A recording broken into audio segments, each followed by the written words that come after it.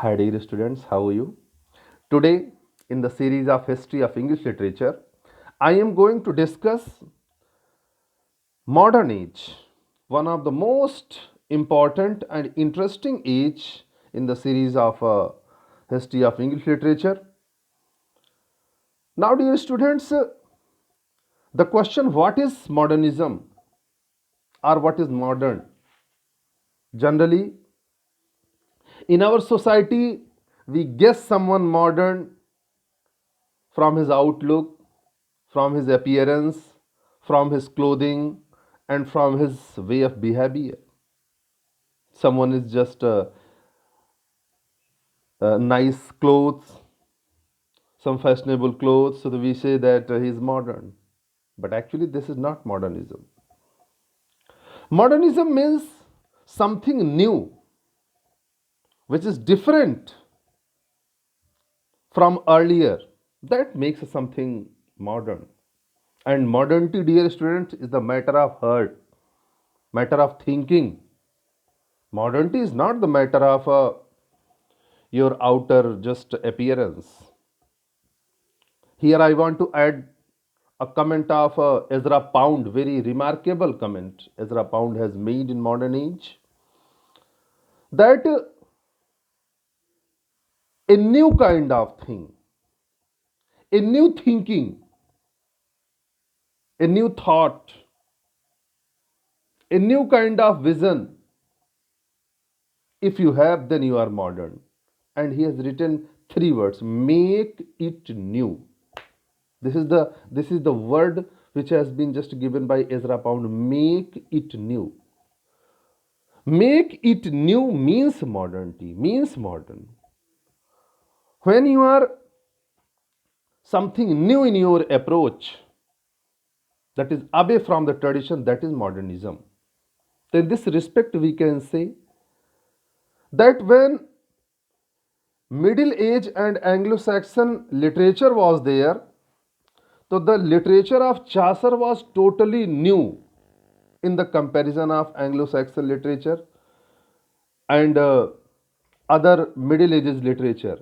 In that respect, the first modern was Geoffrey Chaucer. You should note down this point that Geoffrey Chaucer was the first modern poet. And in this respect, you can say that some kind of modernity was in Elizabethan period because the approach of Elizabethan period was also new. And in Victorian age, a kind of modernity came.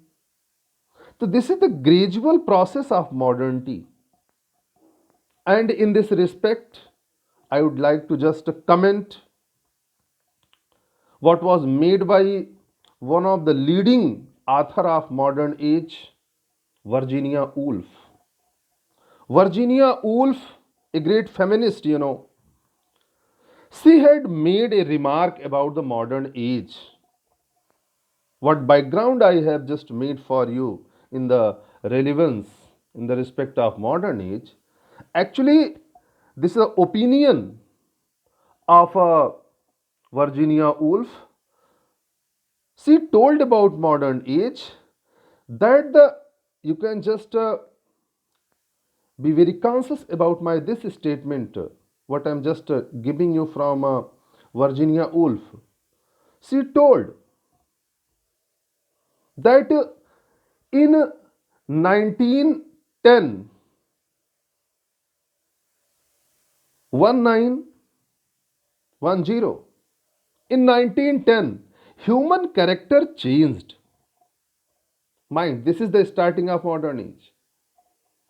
In 1910, human character changed. And she told further that this was a gradual change. Means it can be easily seen on the ground. And this was not the sudden change. It was the change of a process. It was a gradual change. She told. This is the line of Virginia Woolf. She has written that it was not the change. Someone has just came from his drawing room and found in the garden something has changed. Everything has been changed. No. This kind of change is not there.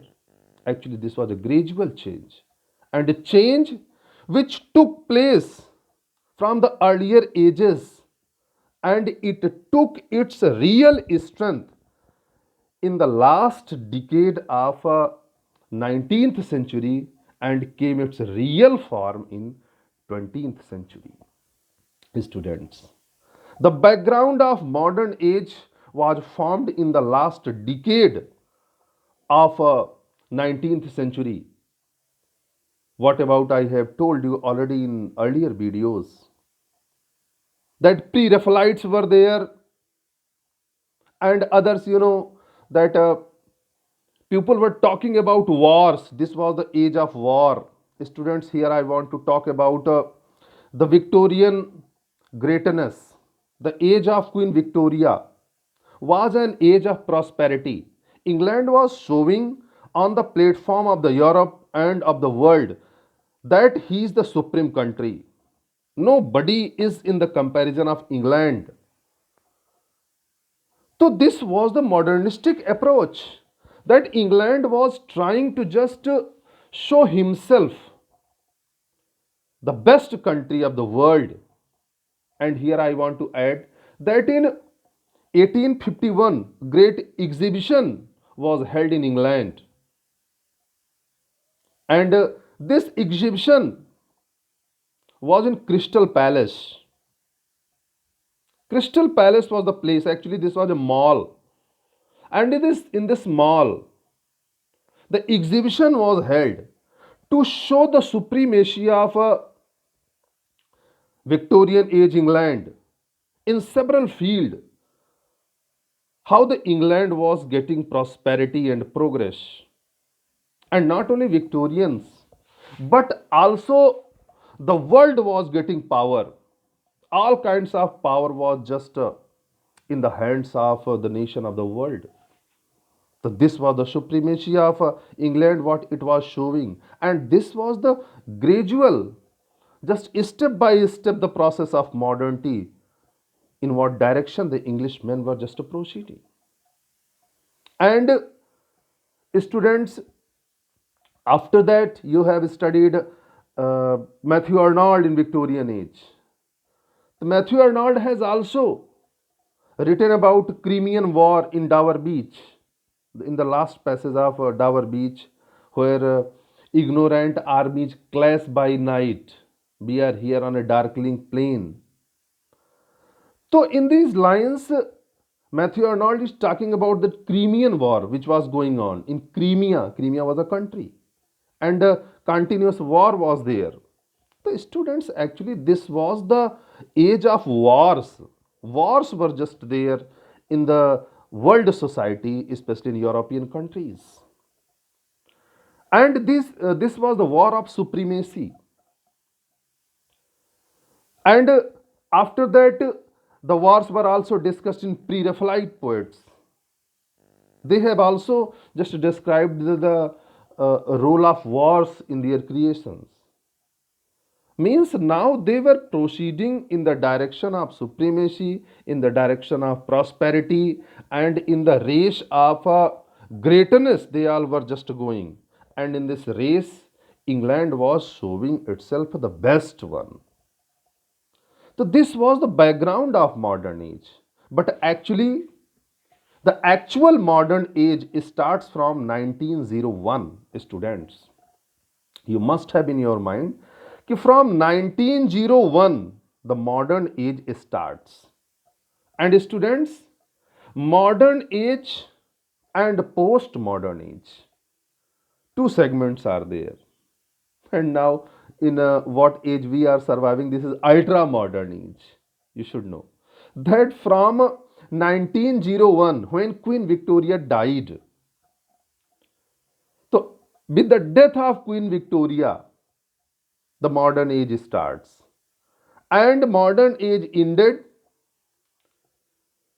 with the Second World. Means from 1901 to 1939, this is modern age, and after 1939 your postmodern age starts. Postmodernism starts. in English literature and in England. And after 2000, 2001, the the ultra modernism is there. But just return, I'm talking about a modern age. So when Queen Victoria died, students, the modern age starts, and this was the time when in every form only war was there.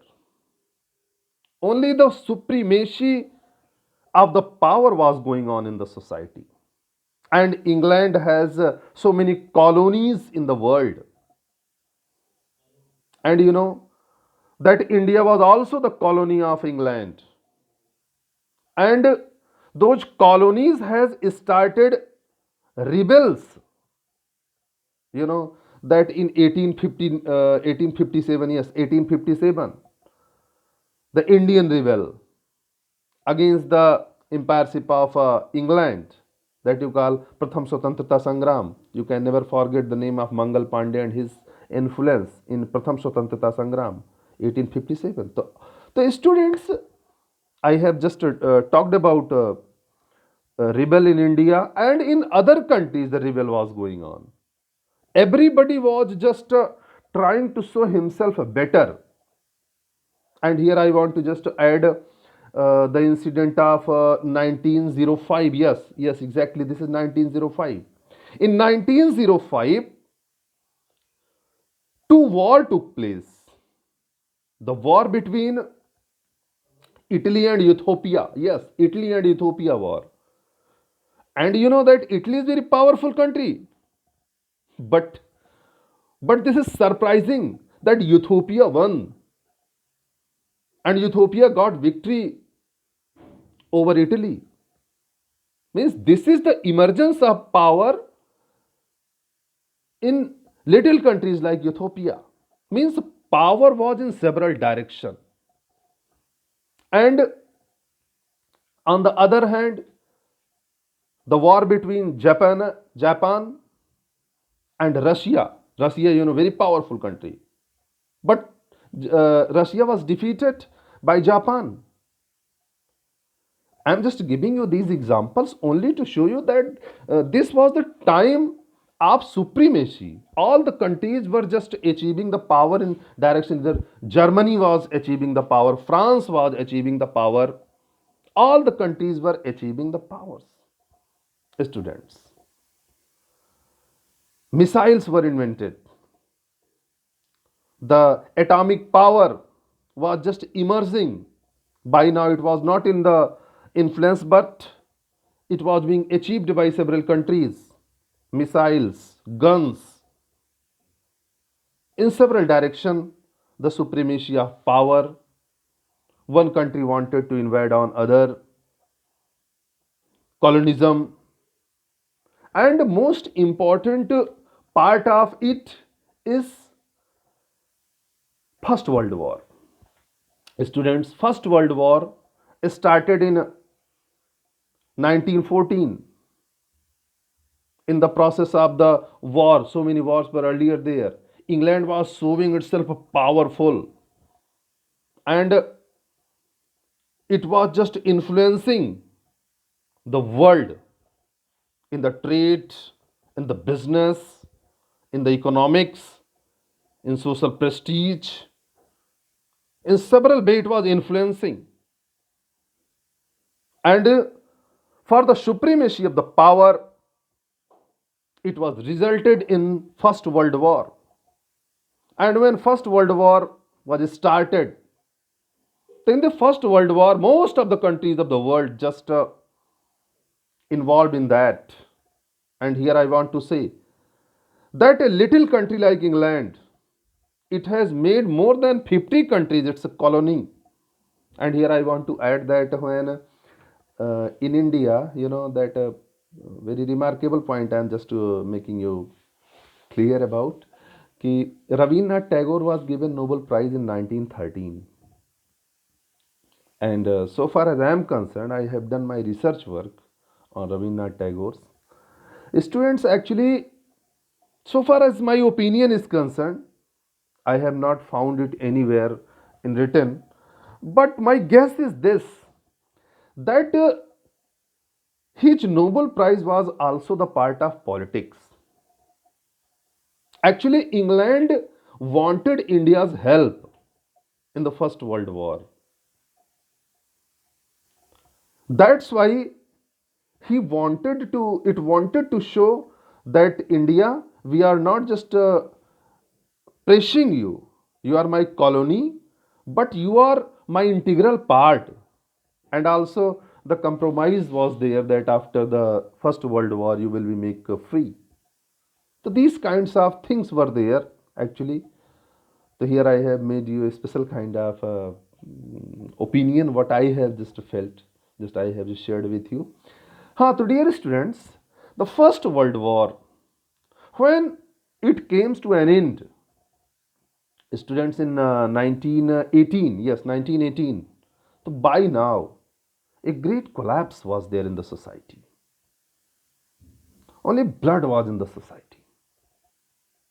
Most of the countries were struggling the scarcity economically.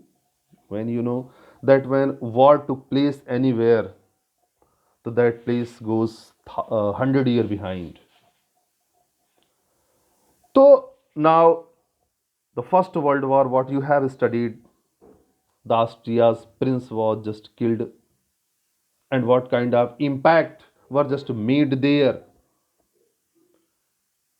And you know, in those days, Robert Brooke, a great poet, I want to just add his poem. Robert Brooke has written a poem, The Soldier. You can note down the poem of Robert Brooke.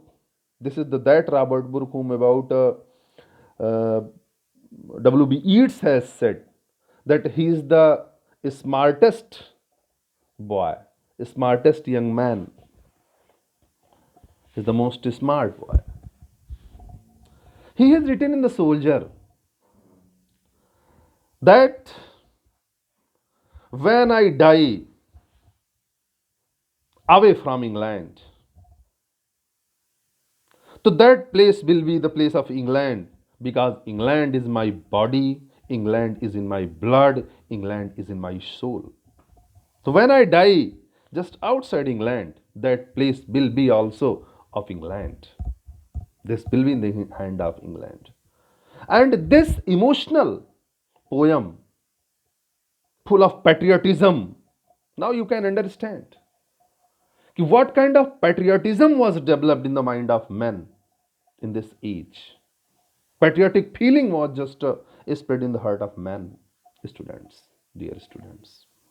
This poem, in the form of pamphlet, was circulated in all Europe, especially in English soldiers.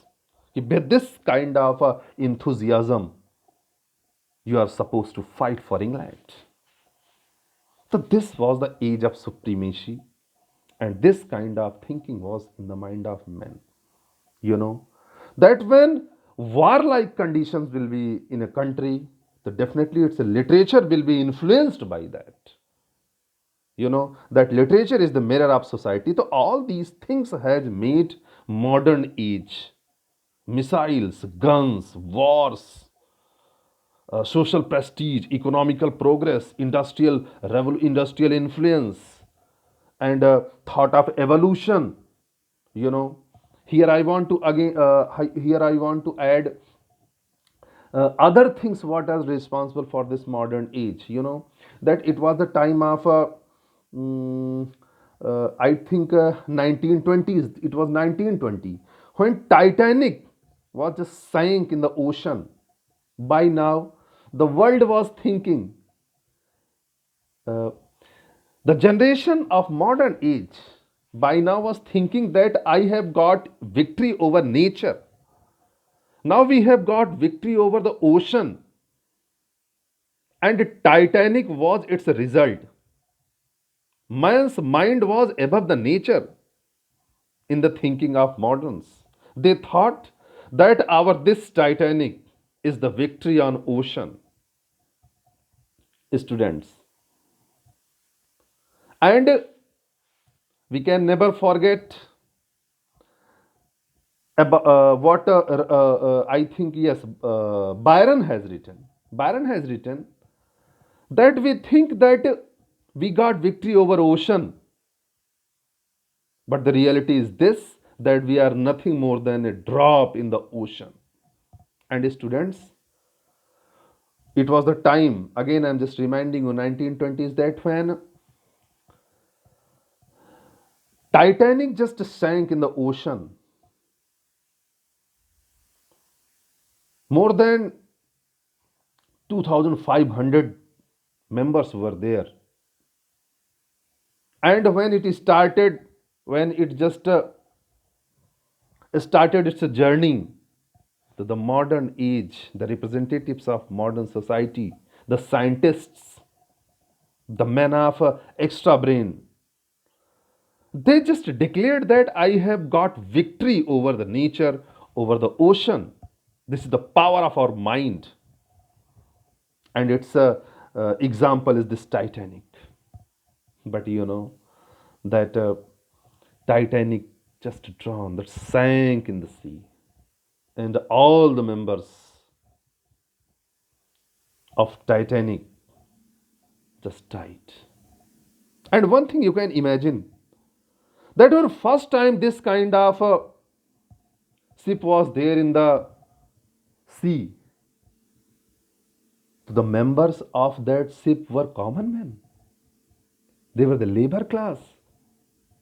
They were the men of the hawkers just moving in the streets. No, they were not the common men. They were belonging to the higher class of society. Cricketers, representatives of kings, king authorities, courtiers, businessmen, doctors, engineers. Higher class of society members were there. And with the sank of this Titanic, the society was England became leaderless. And not only this, but earlier great loss was due to the World War. Now, leaderless society. So, all this has just created a depression in the society, a suffocation in the society. Man started thinking, this is the reality, this is the progress of science. If this is the progress of science, I don't want this kind of progress. And all these things just influenced the literature very much. And here I want to add one incident more. 1930s economical crisis. When this was a rumor that Wall Street was just broken, Wall Street was just fallen. The economical crisis that you call Arthik Mandi, heavy economical crisis. And as I have studied Guyana like countries, the little countries, the low economic countries, heavy price rise.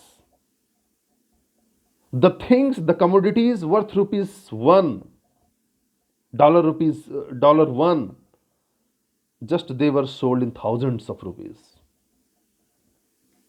Very heavy economical crisis, unemployment, frustration, depression in the society. Only crisis, only chaos was in the society. And the world was trying to just get rid of itself from this kind of chaos and crisis of the society. The students, that it started the preparation of Second World War, which took place in 1939. The students, this was the age, the suppression, the depression, the economical crisis, the war for supremacy, all these things just converted into the literature. Now I want to discuss the literature of this age, students. Actually, you know that literature is the mirror of society. This was an age, this time period from 1901 to 1939. Actually, it was very much influenced by the philosophy of Sigmund Freud. You have heard. Yes, he's a educational psychologist. The students of B.Ed, you will study it. Yes. So Sigmund Freud has written a work, Interpretation of Dreams. You can note down, Interpretation of Dreams. And first time he has talked about Oedipus complex. First time he has talked openly about sex. He has talked about what kind of a sexual relation, the importance of sexual relation in families. And he has not only talked about sexual relation, but he has given its logical and scientific facts about sex, you know. And he was very much influenced by the social chaos and the corruption related to the sexual matters. Students,